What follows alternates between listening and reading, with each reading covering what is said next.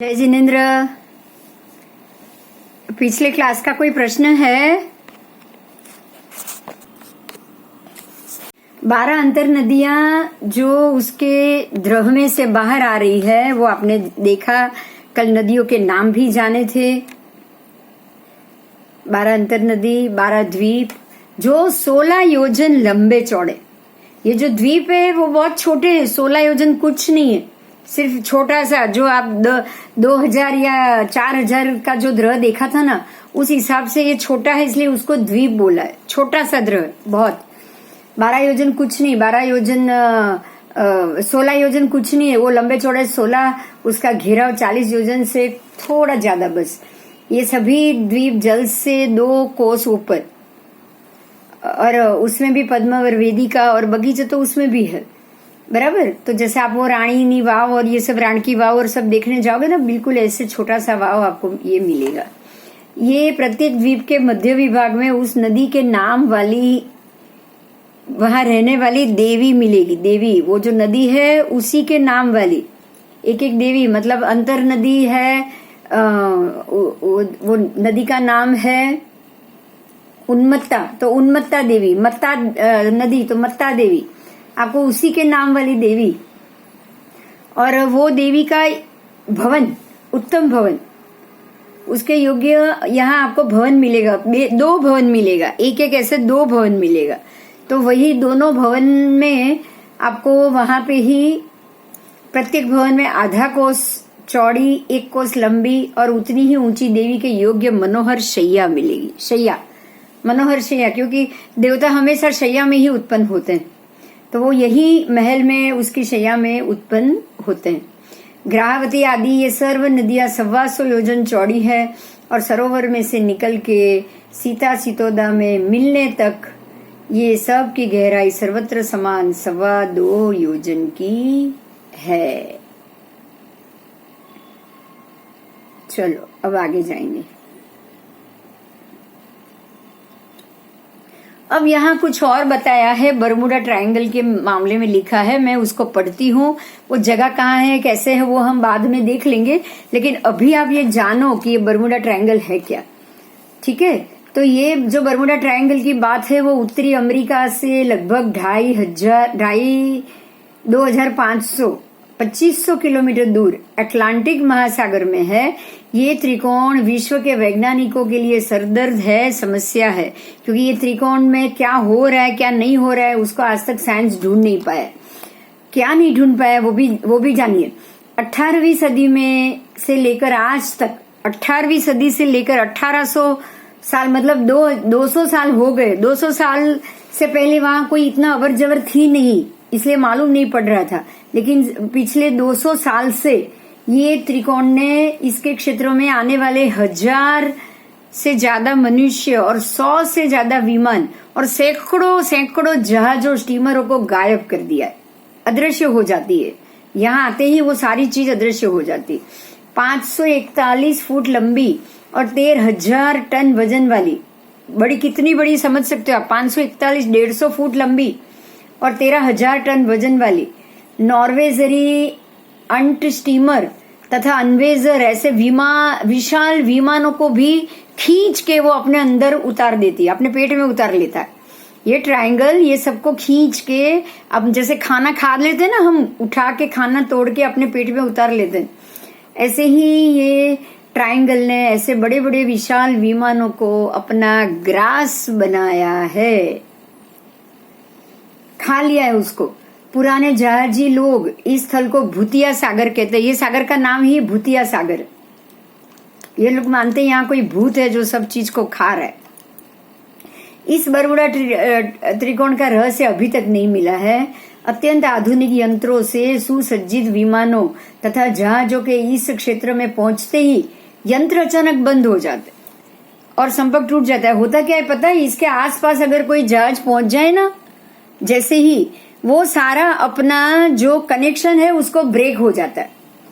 उन लोगों की जो बातचीत चल रही है, जो कनेक्शन है, जो रडार है, जो दिशा सूचक बता रहा है, जो आगे आगे बढ़ रहा है, वो सारा ब्रेक हो जाता है, कनेक्शन ब्रेक हो जाता है। उनको मालूम ही नहीं पड़ता कि हमारे साथ क्या क्या हो रहा है, क्योंकि वो जो रास्ते से उनको जाना है, वो जो सीधे सीधे रास्ते से जा रहे हैं, वो सारा रास्ता भटक जाएंगे और कोई अदृश्य शक्ति उनको खींचती है। वो अपने आप को दूसरी ओर घुमाना चाहे ना तब भी नहीं घुमा सकते। वो अपने आप को कोई और दूसरी ओर घुमाना चाहे ना अपने विमान को, तब भी वो नहीं घुमा सकते। ऐसी हालत हो जाती, उनका संपर्क टूट जाता है। इन जहाजों एवं विमानों का कोई भी भाग अथवा तेल आदि की एक बूंद का भी पता नहीं मिल पाता। होता क्या है पता है, अगर ये जहाज अदृश्य हो गया, उसने जाते जाते अपने लास्ट रडार में जो मैसेज दिया, वो मैसेज तो दे सकते हैं, जैसे ही उनका डाइवर्जन शुरू हो जाए ना, तब तक तो उनका रडार चालू है, वो वहां मैसेज दे देते हैं हमारे साथ कुछ अनघटित हो रहा है, हम कंट्रोल के बाहर जा रहे हैं, हम कौन सी दिशा में जा रहे हैं हमें नहीं पता चलता। इतना वो वहां मैसेज दे देंगे, वहां से दूसरी टीम उनको ढूंढने निकलेगी, तब तक ये खो जाते हैं, फिर संपर्क टूट जाता है। टूटने के बाद जो टीम यहाँ आती है उनको ढूंढने के लिए, वो भी खो जाती। यहाँ ऐसा हुआ है कि जो टीम उनको ढूंढने के लिए आई है बरमूडा ट्रायंगल में खोए हुए जहाजों को और विमानों को ढूंढने के लिए, जो टीम यहाँ आती है ना, वो टीम भी इसी तरह से ट्रायंगल के अंदर खींच जाती है। उनका भी कोई अता पता नहीं रहता है।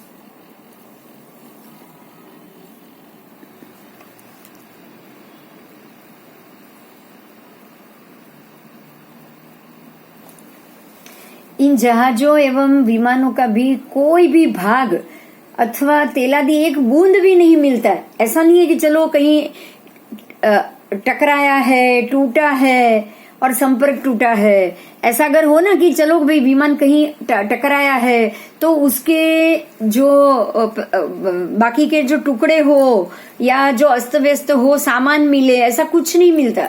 अगर कोई फ्लाइट क्रैश हो जाए तो वो जल गया है तो उसको उसका जो खास एक बॉक्स होता है, उसमें मैसेज बॉक्स, कंप्यूटर बॉक्स, उसमें लास्ट क्या हुआ क्या नहीं वो सारी चीज मिलती है। यहाँ तो कुछ नहीं मिल रहा है। पूरा का पूरा विमान कहाँ अदृश्य हो गया मालूम नहीं पड़ता, इसलिए इसको भूतिया जहाज बोला है। आगे जाएंगे, यात्रियों की लाशों या सामग्री भी नहीं मिलती। यात्रियों की, जैसे कि ये जो जैसे ये हुआ था ना टाइटैनिक, कितने लोग कहाँ अंदर ही उतर गए, कोई बाहर निकल ही नहीं पाया। टाइटैनिक का भी वही हुआ था। तो ये ऐसे इस विषय के ऊपर, ऐसे ऐसे एक्सीडेंट के ऊपर अमेरिका में बड़ी बड़ी पुस्तकें छपी है, क्योंकि जहां ये ज्यादा होगा वहां तो उसके मामले में पिक्चर भी आएंगे और बड़ी बड़ी पुस्तकें भी छपेंगी।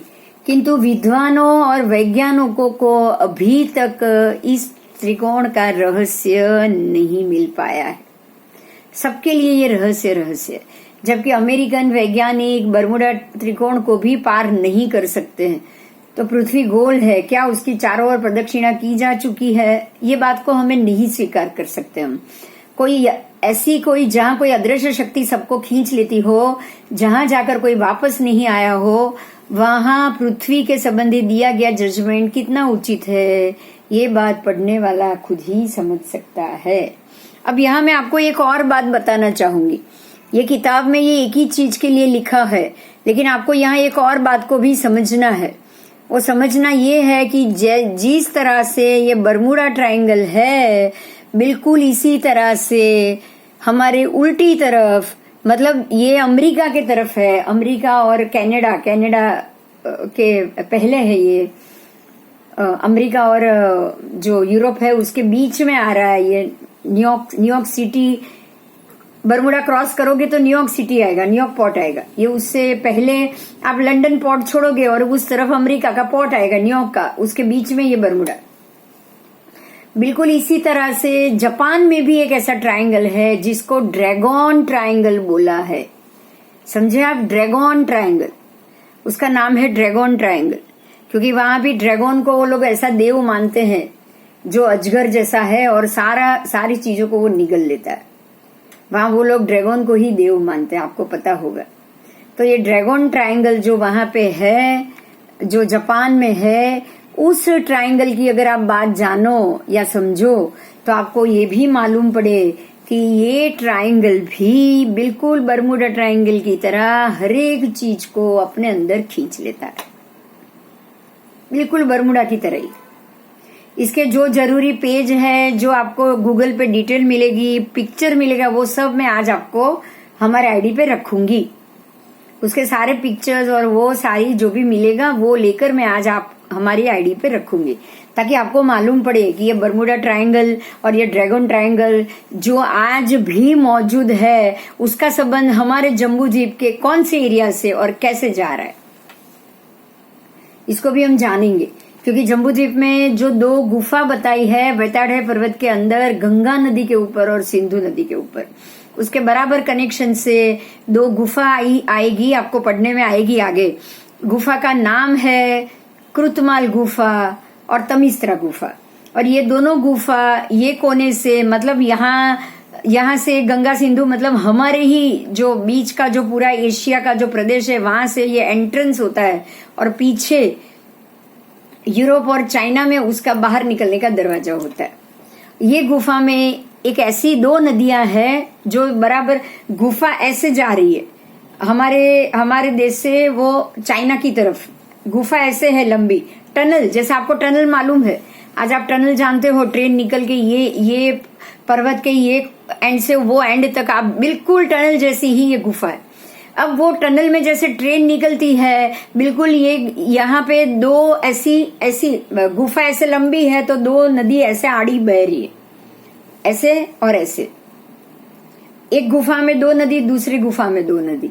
एक गुफा है इस तरफ सिंधु नदी, मतलब जो हमारा जो अफ्रीका और जो एशिया ऊपर जो यूरोप है बराबर उसके बीच में ही आएगा, और दूसरी है गंगा के तरफ, तो वो जापान, ऊपर जापान और यहाँ नीचे हमारा नेपाल और गंगा का प्रदेश, गंगा तट, यहाँ पे ही आएगा। अब अगर आप ये यहाँ एंट्री ले रहे हो, तो एंट्री लेने के बाद 2 नदी ऐसे दोनों में, एक इस तरफ और एक इस तरफ, मतलब 2 उमग्ना 2 निमग्ना नदी, समझ में आ रहा है? इस तरफ भी एक उमग्ना निमग्ना, इस तरफ भी एक उमग्ना निमग्ना, और दोनों ऐसे आड़ी निकलेगी, आड़ी बहेगी, ऐसे आड़ी, ये कोने से ये कोने तक नदी ऐसे बह रही है, पूर्व से पश्चिम, ये कोने से ये कोने तक। एक गुफा में ये पहले उमग्ना फिर निमग्ना, इस तरफ भी ऐसे 2, पहले उमग्ना फिर निमग्ना। और जो आप टनल है वो बिल्कुल ऐसे लंबी, उसमें ऐसे 2 नदी ऐसे है। अब जो चक्रवर्ती जब ये जीतने जाते हैं 6 खंड, तब वो यही नदी के ऊपर से ब्रिज बनाते, ब्रिज बना के क्रॉस करते, ब्रिज बना के ये कोने से वो कोने तक वो ब्रिज से क्रॉसिंग करते। अब आपको ये समझना है कि ऐसी नदी हो और वो जो चक्रवर्ती का चक्ररत्न ऐसे ब्रिज बनाता है और पूरा सैन्य ऐसे उतर जाएगा। अब यहाँ आपको समझना है कि ब्रिज से सैन्य उतर गया, लेकिन कोई ऊपर से उड़ के जा रहा है तो उसको वो नीचे खींच लेता है। क्लियर हो रही है मेरी बात? लेकिन आप ब्रिज से यहां से लेके वो सामने आपको उतरना है, ब्रिज यहां जुड़ा हुआ है और वहां आप उतर रहे हो, तो ये जरूर हो सकता है, क्योंकि आप ब्रिज से जा रहे हो तो उसका गुरुत्वाकर्षण कनेक्शन टूट जाएगा। उसका जो नीचे खींचने का है वो ब्रिज को नहीं खींचेगा। ब्रिज यहां से यहां जुड़ा हुआ है, और ब्रिज बना कौन रहा है? चक्रवर्ती के चक्ररत्न। ब्रिज बनाया किसने? चक्ररत्न ने। तो वो यहां से यहां क्रॉस कर लेंगे और वापस भी आ जाएंगे जीतने के बाद। लेकिन इसके अलावा और कोई भी वहां से उड़ के भी गया, ब्रिज नहीं है, उड़ के भी गया, वो ब्रिज फिर फिनिश हो जाता है। एक चक्रवर्ती जाएगा, जीत के आ जाएगा, तो सारी, जैसे हम बोलते हैं ना, अब भी ब्रिज सारा फिनिश। वो चक्ररत्न देवों का काम है, वो उसको वापस नॉर्मल कर लेते हैं। तो 2 उमग्ना निमग्ना, पहले उसके गुण सुनिए। उमग्ना नदी का ये गुण है कि अंदर कोई भी चीज आप गिराओगे तो वो पूरा बाहर फेंक देगा, कोई भी चीज को वो एक्सेप्ट नहीं करती है वो नदी। और दूसरी है निमग्ना नदी, तो उसमें अगर कोई भी चीज डालोगे तो वो पूरा नीचे जमीन में खींच के ले जाएगी, वो चीज कहाँ गई आपको मालूम भी नहीं पड़ेगा। फिर से बोल रही हूँ, निमग्ना नदी सारी चीजों को अपने अंदर खींच के ले लेती है, और उमग्ना नदी के अंदर कुछ भी डालो तो वो चीज बाहर आ जाती। तो ऐसी दो नदियां ये दोनों एरिया में है। और आप ये देखोगे तो ये जो बर्मुडा ट्रायंगल और जो ड्रैगन ट्रायंगल बिल्कुल उसी मुद्दे पे है, उसी जगह पे। और ऐसे देखोगे डिग्री करें तो बराबर एक ही लाइन में, एक ही लाइन में, एक ही डिग्री पे, एक ही लैटिट्यूड लॉन्जिट्यूड पे। उसका भी मैं फोटो भेजूंगी आपको। आज मैं आपको ये सारे पिक्चर भेजूंगी जो बर्मुडा ट्रायंगल और ड्रैगन ट्रायंगल जो आज है उसको हम कृतमाल गुफा और तमिसरा गुफा के नाम से उसको जाहिर कर पाएंगे। तो ये जो तमिसरा गुफा है, ये जो कृतमाल गुफा है, ये गुफा आज कहाँ आई हुई है? तो वो है एक बर्मुडा ट्रायंगल, दूसरा है गुफा के अंदर जो उमगना नदी, निमग्ना नदी है। वो उमगना नदी तो सारी नदी हर चीज को बाहर फेंक देगी, लेकिन निमग्ना नदी ऐसी है कि उसमें डाली हुई चीज कहाँ नीचे पाताल में उतर जाएगी आपको मालूम ही नहीं पड़ेगी।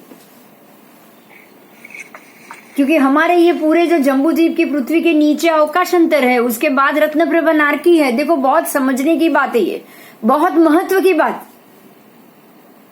हमारे जो जम्बूद्वीप मध्य में खड़ा है वो मेरू पर्वत के नीचे खड़ा है। मेरू पर्वत के नीचे 1000 योजन तक वो ऊंडाई है, लेकिन भरत के नीचे सिर्फ 500 से 5 योजन से ज्यादा ऊंडाई नहीं है। भरत योजन में 6.25 योजन का ही वैताडय पर्वत का उद्वेद है। उसके बाद सीधा रत्नप्रभा नारकी का अवकाश अंतर शुरू हो जाता है। समझ में आया? जो हमने जम्बूद्वीप को ढलान वाला देखा था ना, भरत में तो बिल्कुल 5 योजन ही अंदर से गड़ा हुआ है, लेकिन ऊपर ऊपर ऊपर ऊपर ऊपर ऊपर चढ़ते चढ़ते वो बराबर मेरू की तरफ 1000 योजन ऊंचा हो गया। वहां तक वो 1000 योजन ऊंचा हो गया। हेलो, देखो यहाँ बाजू में देखो, ये ऊपर घने बादल अगर ऐसे आ गए ना, अगर ऊपर ऐसे घने बादल आ गए और उसके ऊपर से अगर प्लेन जा रहा है तो वो बच सकता है। लेकिन मान लो कि ऐसा कुछ नहीं है तो सीधा ये देखो यहाँ पे बताया है। देखो पिक्चर में ही इन लोगों ने इमेजिन किया है। देखो ये फ्लोरिडा के पास है बर्मुडा ट्रायंगल, बहामास और फ्लोरिडा में अटलांटिक ओशन में बराबर ऐसा ट्रायंगल है जो यहाँ पे देखो, यहाँ लिखा है कौन सा विमान गया, 436 81 ये नंबर वाला विक्टर उसका नाम था ये विजन। और देखो ये कैसे अंदर उतरा हुआ है विमान आकाश में से। જે પાછું આવ્યું ને એની તો સ્પીડ કઈ વધી ગઈ હતી। यस मतलब उसको जो स्पीड में वो जो निकला है ना, उसने बोला कि मैं इमेजिन नहीं कर सकता हूँ कि ये फ्लाइट इतनी स्पीड से कभी जा भी सकती। वो फ्लाइट कभी वो स्पीड से जा ही नहीं पाया, लेकिन जो बादल थे ना उसकी वजह से वो वहां से निकल पाई।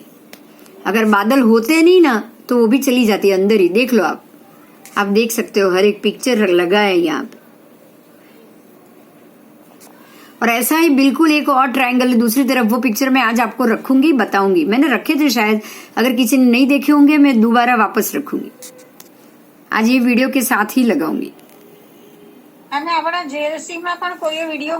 250 एरिया है योजन, वो पूरे जम्बूद्वीप का परिक्षेप है। परिक्षेप मतलब वर्तुल से जो हम बोलते हैं ना, पूरे चारों तरफ का क्षेत्रफल, आप जिसको चौरस या लंबचौरस का क्षेत्रफल होता है, ऐसे वर्तुल का परिक्षेप होता है, परिधि परिक्षेप।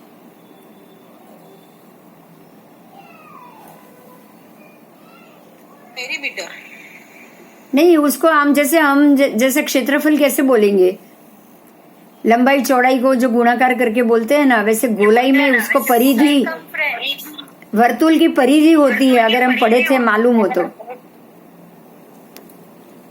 वर्तुल की हमेशा परिधि होती है, परिधि। देखो हाँ सरकमफ्रेंस કહેવાય ને। मुझे नहीं पता, इंग्लिश में नहीं पढ़ी। मुझे तो थोड़ा सा संस्कृत शब्द मिलेगा या फिर गुजराती। आ जाएगा वापस। हमको तो यहाँ कहाँ 1 महीने 2 महीने में कोर्स खत्म करना है, हम तो यहाँ 2.5 साल और रहने वाले। तब तक तो आपका सब कवर अप हो जाएगा, है ना। जैसे बीच में अब आप ऐसा करोगे, बुक जब ले लोगे ना उसके बाद ही सुनना, तो सामने बुक में तुरंत जवाब मिल जाएगा आपको।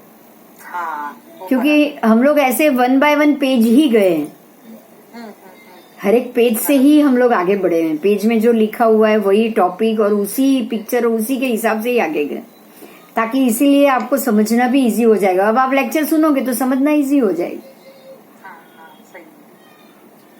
ठीक है, तो कोई टेंशन मत लेना, आप आराम से पढ़ पाओगे। Okay okay.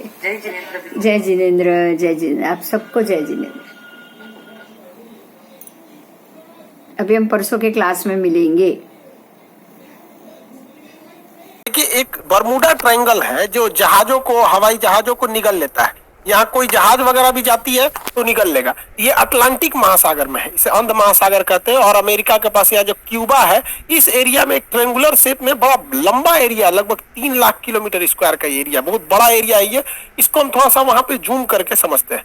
देखिए, ये एरिया जो है, ये 3 बड़े बड़े एरिया उसको मिला के बनाया जाता है। वर्ल्ड मैप में देखेंगे तो ये ट्रायंगल यहाँ आएगा, जबकि अगर इस पर्टिकुलर एरिया को जूम करें तो ये फ्लोरिडा के पास से स्टार्ट होता है और यहाँ प्यूर्टो रिको, जो अटलांटिक महासागर की सबसे गहरी खाई है, वहां से जाके ये बरमूडा द्वीप पर तक जाता है। ये एरिया है यहाँ पर, जिसे यहाँ तक दर्शाया गया है। ये लगभग 3 से 4 लाख के एरिया, कहीं कभी कभी ये बड़ा हो जाता है। इसका एक्यूरेट कोई मार्किंग नहीं है कि जो आदमी पूरा एरिया को बता सके। हम तो यहाँ भले ऐसे ट्रायंगल बना दिए, बट समुद्र में ऐसा कोई ट्रायंगल नहीं है। बट अगर इस एरिया में कहीं से भी कोई जहाजें आती हैं तो उनके साथ कुछ अप्रिय घटनाएं हो जाती हैं। इसके बारे में डिटेल से समझते हैं। 1498 में जब क्रिस्टोफर कोलंबस जा रहे थे इस रास्ते से, तो उन्होंने भी अपनी किताब में वर्णन किया है कि जब वो इस एरिया से गुजर रहे थे तो अचानक मौसम में एक परिवर्तन देखे, प्रकाश देखे, बादल का तड़कना, समुद्री लहरें तेजी से उठने लगी और उनका जहाज डिसबैलेंस होने लगा। इवन कि उस समय देखिए, समुद्र में रास्ता दिखाने का केवल और केवल एक ही रास्ता रहता है, कंपास। अब तो सैटेलाइट वगैरह आ गए हैं, बट कंपास ही उस समय एक ही रास्ता होता था, जो हमेशा नॉर्थ डायरेक्शन की ओर मूव करता रहता है। वो बता देता है कि इधर की ओर उत्तर दिशा है, तो इसके थ्रू आदमी जा सकता था। तो यहाँ पे कंपास काम करना बंद कर देता था। ये कोलंबस ने भी इसको माना है। 1964 में विंसन गेडिज ने अपनी पुस्तक में, मैगजीन में बताया था कि ये किस तरह से जहाजों को वगैरह को निगल लेता है। इसलिए इस ट्रायंगल को डेविल ट्रायंगल या फिर रहस्यमय ट्रायंगल कहा गया। यहाँ जाने के बाद जहाजों में अचानक परिवर्तन देगा, इंजन काम नहीं करेगा, जहाज धंसने लगेगी, कोई तैरना चाहेगा तो तैर नहीं पाता है, अजीब अप्रिय घटना होगी और अचानक ही हो जाती थी। और ये जहाज डूब के कहाँ जाते थे सब ये भी नहीं पता चलता था किसी को। यूं तो यहाँ हजारों घटनाएं हुई हैं। कुछ फेमस घटना देखते हैं। अगस्त 1942 में अमेरिकी नौसेना के जहाज अपने रूटीन एरिया पे थे सब, उन्हें बम्बार्डमेंट करके लौटना था इसी बरमूडा ट्रायंगल के ऊपर से, लेकिन अचानक उनका संपर्क रेडियो स्टेशन से टूट जाता है। उसमें लगे हुए इंस्ट्रूमेंट काम करना छोड़ देते हैं, उनका नेविगेशन सिस्टम पूरी तरह फेल हो जाता है। सब में एक कॉमन समस्या देखी जाती है कि उनका कंपास काम नहीं कर रहा होता और ये जहाज पूरी तरह अगर ऊपर आती है तो इसके पेंदी से टकरा जाती है। ऐसी घटना इटली और तुर्की के पास बहुत ज्यादा देखने को मिलती है। आप देखेंगे इटली के तट के पास ही इतना बड़ा जहाज टकरा गया, यहाँ पर एक मालवाहक जहाज टकरा गया, यहाँ पे बड़ी बड़ी शिप टकरा टकरा के गिरी है सब। अब बताइए, ये तो गलती है इन लोग की, जो कैप्टन है, क्योंकि इतने मॉडर्न शिप को अगर गिरा दिए लोग तो गड़बड़ बात है। उस समय जहाजों की दुर्घटना ज्यादा होती थी क्योंकि न रडार था न सोनार था। आज के वक्त में पूरी बेहतरीन ढंग से रडार है, सोनार है। आज आराम से बरमूडा ट्रायंगल के ऊपर से जहाजें भी पार हो जाती हैं और शिप भी पार हो जाता है, कि उनको सोनार उन्हें बता देता है नीचे चट्टान वगैरह नहीं है। लेकिन पहले ये घटनाएं नॉर्मल थी ऐसे हो जाना। हवाई जहाज की दुर्घटना के पीछे सबसे बड़ा जो कारण है वो हेक्सागोनल क्लाउड का है। हेक्सागोनल 6 मतलब फलकों वाला एक क्लाउड होता है, बादल होता है, जिसे सबसे पहले सैटर्न ग्रह के ऊपर देखा गया था। ये बादल जो होते हैं, आप देखिए, ये 6 सतह वाले बादल होते हैं। इस तरह से हेक्सागोनल शेप में ये बादल पाए जाते हैं। यहाँ में दिखने में छोटा लग रहा है, ये सैटेलाइट से फोटो लिया गया, जबकि इसका एरिया देखेंगे तो 50 किलोमीटर स्क्वायर का एरिया होता है। तो ये लगभग एक जिला बराबर इसका इतना बड़ा एरिया होता है। उतने बड़े में ये बादल होते हैं और इस बादल के अंदर हवाएं इतनी बवंडर के रूप में चलती हैं जिनका स्पीड 250 किलोमीटर प्रति घंटा होता है। यानी इसके अंदर हवाएं इतनी तेज होती हैं कि अगर कोई जहाज इसमें प्रवेश कर जाता है तो जहाज को वो तोड़ सकते हैं। तो हेक्सागोनल क्लाउड की वजह से यहाँ पे जहाजों की दुर्घटना होती है, अगर इस हेक्सागोनल क्लाउड में फंस गया तब। और ये भी देखिए, फंसता भी अगर विपरीत दिशा में फंसेगा तो तोड़ देगा उसको, और नहीं तो अगर सेम इधर ही हवाएं चल रही हैं उसी में जहाज भी फंसेगा तो जहाज की स्पीड को बहुत तेज बढ़ा देता है। यही वजह है कि जब वहां से कई जहाजें गुजरी हैं तो उनका स्पीड अचानक बहुत तेज बढ़ गया है। तो इसमें कोई दैवीय या भूत प्रेत वाली घटना या फिर कोई ऐसी चीजें नहीं है जिसका कोई पता नहीं लगेगा। नॉर्मल चीजें, अब ऐसी घटनाएं नहीं होती है, लेकिन ये पुरानी कहानियां, इस पे इतनी मूवी बना दी गई है, करोड़ों रुपए लोग कमा लिए इसके लिए। कहानी चाहिए एक डायरेक्टर को, अच्छा खासा कहानी बन जाता है। तो ये आप समझिए साइंटिफिक कारण। अब ऐसा कुछ नहीं होता है। ये तो रहा भैया आपका बरमूडा ट्रायंगल का, जो इधर अटलांटिक महासागर के पास कैरेबियन सागर में। ऐसे ही ये घटना जापान के पास हो गई। यहाँ पर जापान के पास भी एक ट्रायंगुलर शेप में एरिया है, वहां 1980 में एक जहाज जा रहा था, डर्बीशायर। ये इतना बड़ा जहाज था जो टाइटेनिक से 2 गुना था। यहाँ कई लाख टन इसमें आयरन ओर की मात्रा भरी हुई थी। अचानक ये डूब गया, इस एरिया में अचानक डूब गया। जापान की सरकारी टीम ने उसे रेस्क्यू टीम भेजा था पता लगाने के लिए, वो भी डूब गई। उसके बाद एक हवाई जहाज से रेस्क्यू टीम भेजा गया, वो भी डूब गया। जापान भी डर गया। बाद में पता चला कि भैया सेम चीजें हैं यहाँ और यहाँ दोनों में, तो इसे एशिया का बरमूडा ट्रायंगल कहा जाता था। हालांकि जापान ने इसका नाम दिया था ड्रैगन ट्रायंगल। जापान के जस्ट नीचे था ये, ड्रैगन ट्रायंगल नाम था इसका, बरमूडा ट्रायंगल। ऐसा ही एक ट्रायंगल भारत में भी पाया जाता है, उड़ीसा में। उड़ीसा का एक एयर स्ट्रिप है, अंग्रेजों ने बनाया था द्वितीय विश्व युद्ध के समय, जिसका नाम था अमाडा एयर स्ट्रिप। अमाडा एयर स्ट्रिप ये उड़ीसा में स्थित है। यहाँ पे लगभग 150 से 200 अमेरिकी जहाजें यहाँ से आपस में टकरा गई, कुछ गिर गई। और इत्तेफाक देखिए, जब भी इनके साथ घटना होती थी, ना कोई वेदर खराब था, ना ही कोई मतलब हेक्सागोनल क्लाउड थे, ना मौसम खराब, ना चक्रवात, ना हवाओं की स्पीड, एकदम नॉर्मल टाइम पे यहाँ जहाजें गिर गई। आपस में आमने सामने जहाजें टकरा जाती थी सब, इतना खराब काम करता था यहाँ पर। हालांकि द्वितीय विश्व युद्ध के समय अमेरिकी जहाजें यहीं पे उड़ान, यहाँ पे लैंड करती थी और जापान पे बम गिराने के लिए यहाँ से भी जाया करती थी। आपको भी पता होगा कि अंडमान निकोबार तक में जापान आ गया था। तो इतनी जहाजें अमेरिका की यहाँ से क्रैश की गई थी और उनका बहुत सारा हुआ था। हालांकि ये मिलिट्री का एरिया था, इसलिए इसराइलियों को बंद कर दिया गया, बहुत ज्यादा डिस्क्लोज नहीं किया गया। तो ये भारत का बरमूडा ट्रायंगल आप कह सकते हैं। तो ये तीनों जगह, अब इसके पीछे क्या लॉजिक है भैया, आपको बरमूडा का लॉजिक बता दिए, जो सेम लॉजिक ड्रैगन ट्रायंगल पे भी है, दोनों सेम है। यहाँ क्या है कि ये एरिया झारखंड से करीब है और झारखंड के जादूगोड़ा के पास यूरेनियम की खदान है। आपको पता है यूरेनियम एक बहुत ही रेडियो एक्टिव चीज होता है। ये इलेक्ट्रॉनिक सिस्टम वगैरह को अचानक अगर हाई रेडिएशन होगा या इत्यादि होगा तो इसका बड़ा इफेक्ट पड़ता है, जिससे कि इलेक्ट्रॉनिक सिस्टम काम नहीं करते थे, नेविगेशन खराब हो जाता था, दोनों जहाजों का नेविगेशन एक ही डायरेक्शन में दिखाने लगता था। इसी की वजह से इसलिए 2 जहाजें आपस में आमने सामने यहाँ पर टकरा जाती थी अमाडा एयर स्ट्रिप पर। हालांकि ये चीजें आप बहुत कम सुने होंगे, क्योंकि ये मिलिट्री वाला जो एयरबेस होता है उसकी बहुत ही चीजों को टॉप सीक्रेट ही रखा जाता है। आप तीनों तरह के ट्रायंगल को देखें, इत्तेफाक देखिए, ये वाला है बरमूडा ट्रायंगल और यहाँ पर है प्रशांत महासागर, अटलांटिक महासागर में, प्रशांत महासागर में है यहाँ पर ड्रैगन ट्रायंगल और भारत में है यहाँ पर आपका अमाडा एयर स्ट्रिप। अगर आप इसको देखिएगा अक्षांश, तो तीनों एक ही अक्षांश पे आएंगे सब आपको।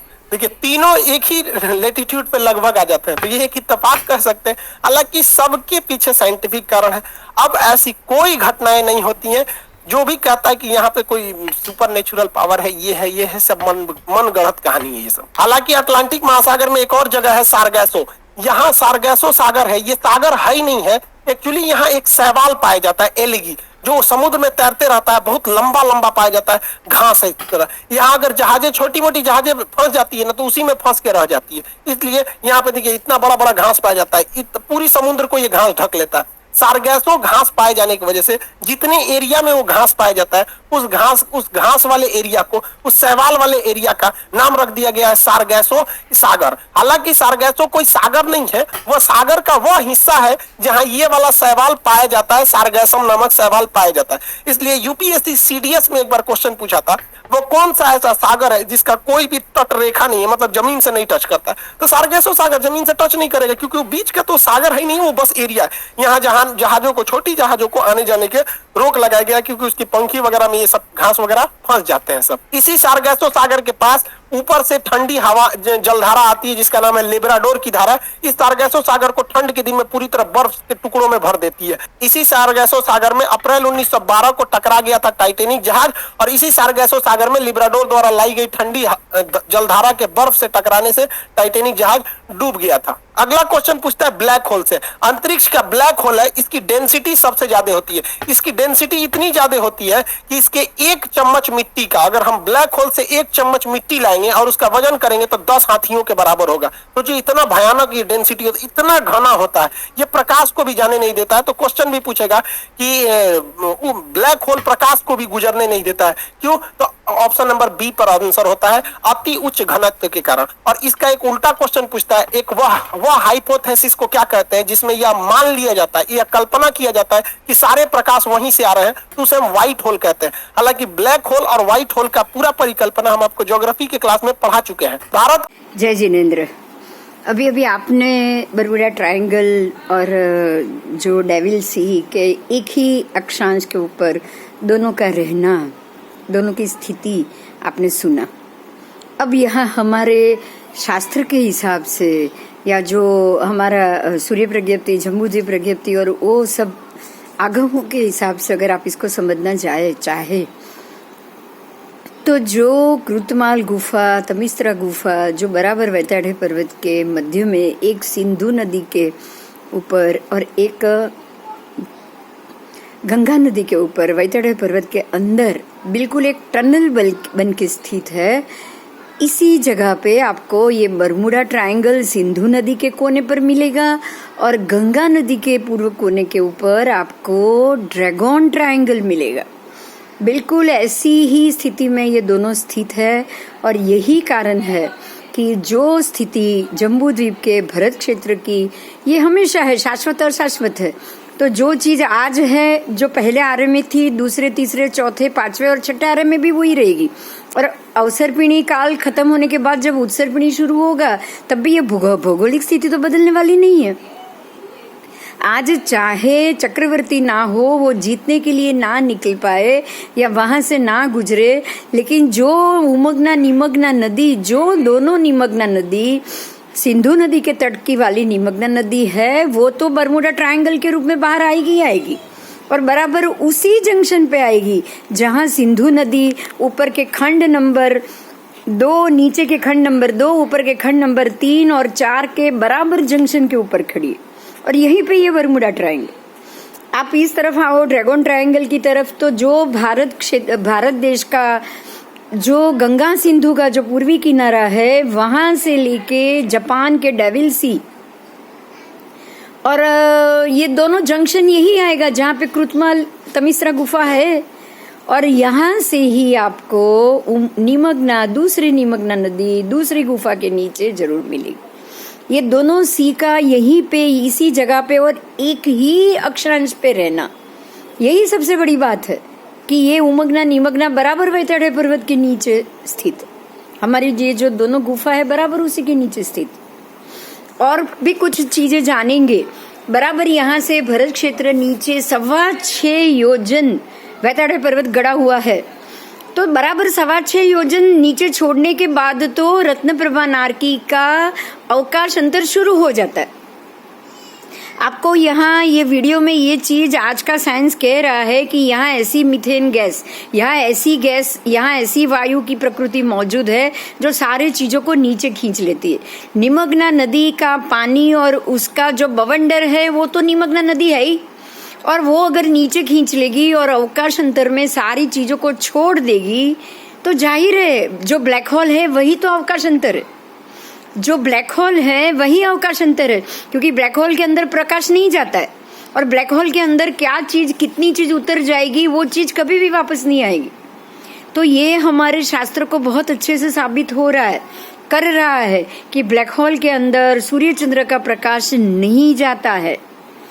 बराबर अधोलोक में जहां से रत्नप्रभा पृथ्वी का अवकाश अंतर घनोदधि, घनवात, तनवात शुरू हो जाएगा, वहां से लेकर नीचे पूरे के पूरे अधोलोक में कहीं पे भी सूर्य चंद्र का प्रकाश नहीं जाता है। नहीं जाता। तो ये जो जमीन के नीचे जो यहाँ ब्लैक होल दिखाई दिए, दोनों ब्लैक होल, ड्रैगन ट्रायंगल के नीचे का ब्लैक होल और ये बरमुडा ट्रायंगल के नीचे का ब्लैक होल, ये दोनों ब्लैक होल के नीचे आपको कोई भी सूर्य चंद्र का प्रकाश जाता हुआ नहीं मिलेगा। और जो भी मनुष्य या जो भी नीचे की तरफ जाएगा वो कहाँ खत्म हो जाएगा हमें पता भी नहीं चलेगा, वो कभी वापस नहीं आ सकता।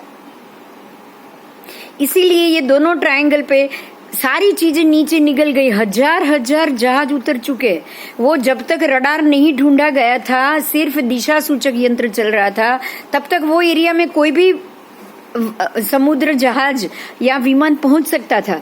लेकिन अब रडार और सारी सिस्टम ढूंढने के बाद उनको मालूम पड़ जाता है कि हमको ये एरिया छोड़ देना है। तो आज के समय में आपको ये चीज नहीं देखने को मिलेगी। लेकिन वो जो एरिया जो नीचे खींचने वाला निमग्ना एरिया का जो है, निमग्ना नदी का एरिया जो है, वहां तक आजकल कोई जहाज नहीं पहुंच पाता या पहुंचता ही नहीं, वो पहले से ही डाइवर्ट हो जाते। आपको ये भी पता होगा प्लेन भी कुछ रूट छोड़ के चाहे ज्यादा घूमना हो लेकिन वो दूसरे रास्ते से निकल जाते।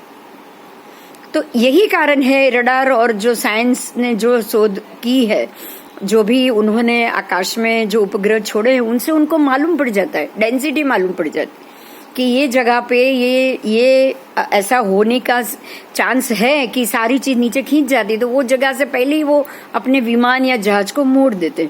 यही कारण है कि अब यहाँ पे एक्सीडेंट या अकस्मात नहीं होते।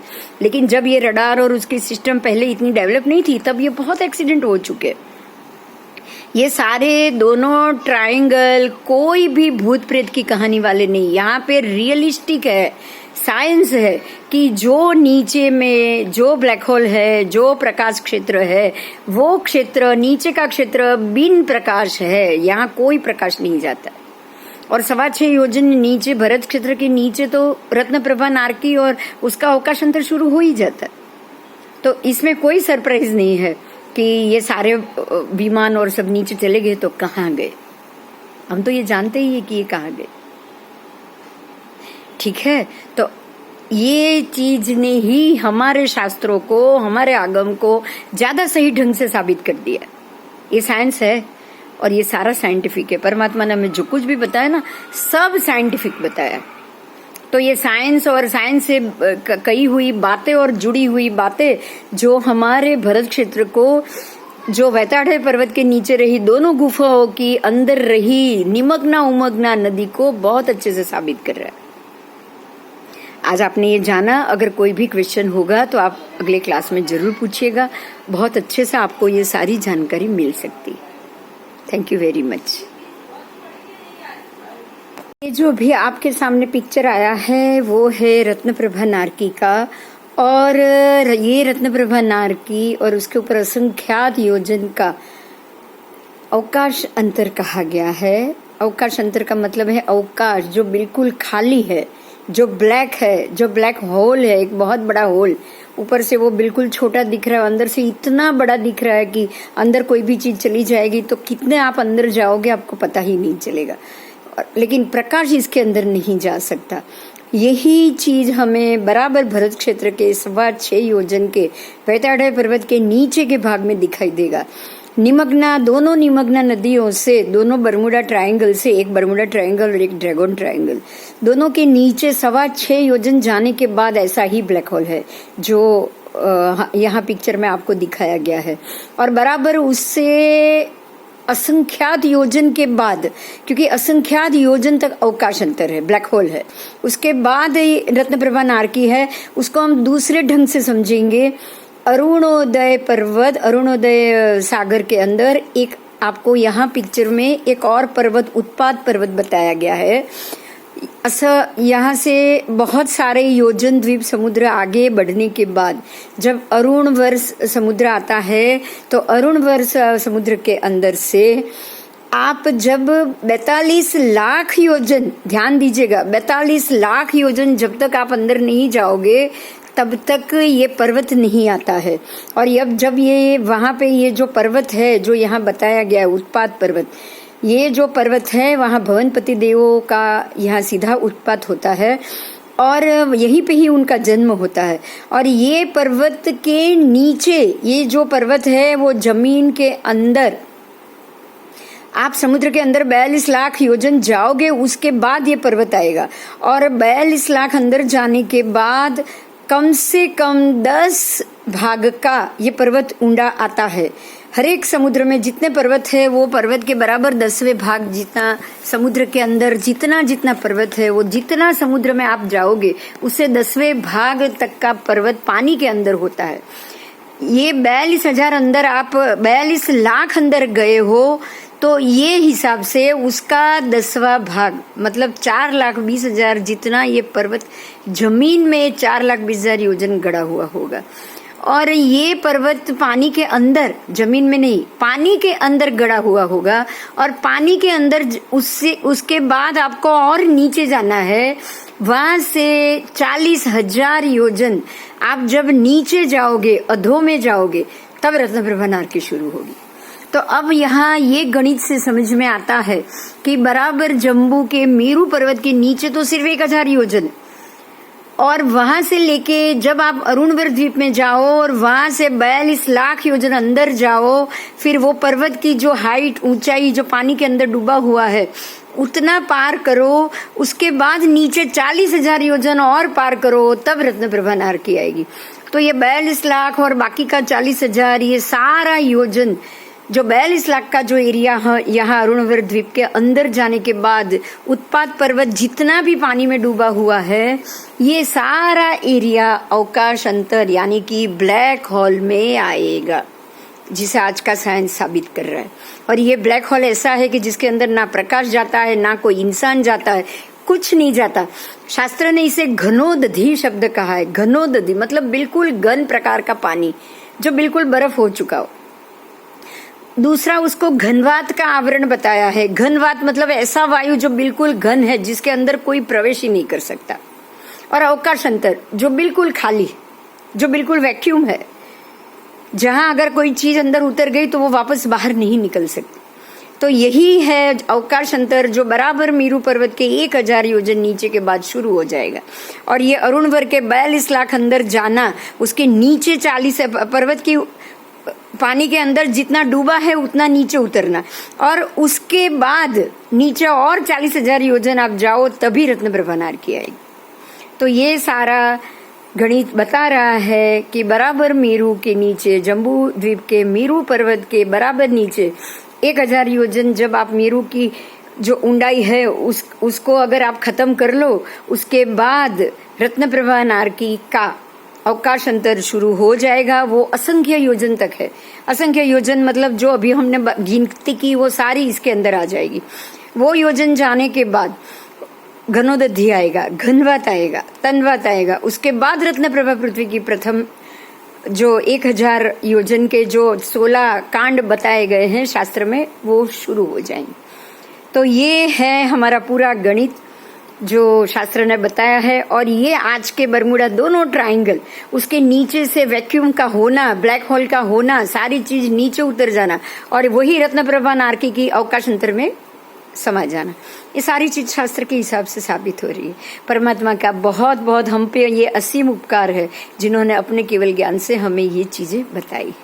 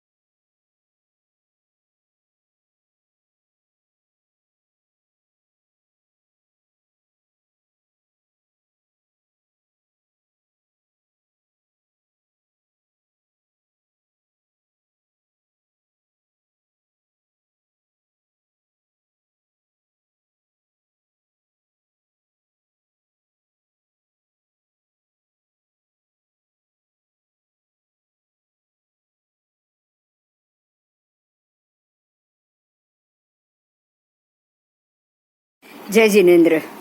अभी अभी आपने बरमूडा ट्रायंगल और जो डेविल सी के एक ही अक्षांश के ऊपर दोनों का रहना, दोनों की स्थिति आपने सुना।